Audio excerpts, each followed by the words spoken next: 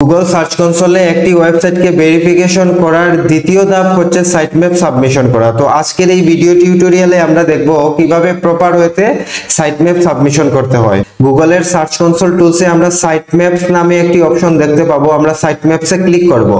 সাইটম্যাপসে click করার পর এখানে ইন্টার সাইটম্যাপ ইউআরএল দিতে বলছে। এজন্য আমরা যে ওয়েবসাইটের জন্য সাইটম্যাপ ক্রিয়েট করব সেই ওয়েবসাইটের যে ডোমেইন নেম রয়েছে সেই ডোমেইন নেমের পাশে আমরা লিখব স্ল্যাশ দিয়ে আমরা লিখব sitemap.xml লিখে আমরা এন্টার প্রেস করব।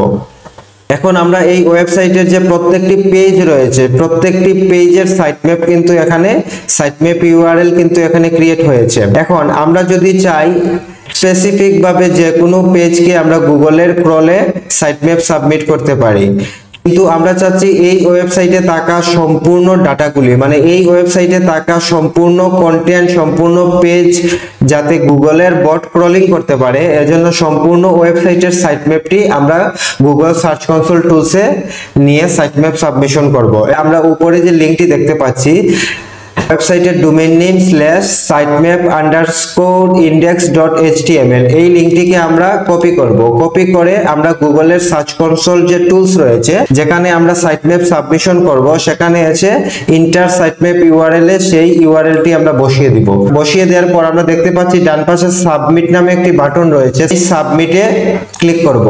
ক্লিক করার পর আমরা দেখতে পাবো যে সাইটম্যাপ সাবমিটেড সাকসেসফুলি, তার মানে এই ওয়েবসাইটের যে সাইটম্যাপ রয়েছে ওয়েবসাইটে থাকা সম্পূর্ণ কন্টেন্টের যে সাইটম্যাপ ইউআরএল গুলি রয়েছে সেগুলি গুগল সার্চ কনসোল টুলস এর মাধ্যমে সাবমিট করা হয়েছে। এখন গুগলের বট সেই ওয়েবসাইটের যে পেজগুলো রয়েছে সেগুলো ক্রলিং করতে পারবে, আর আমাদের প্রত্যেকটি পেজের যে কিওয়ার্ডগুলো রয়েছে এই কিওয়ার্ডের এগেইনস্টে পেজগুলোকে গুগলের বট ক্রলিং করে গুগলের সার্চ ইঞ্জিনে নিয়ে যাবে।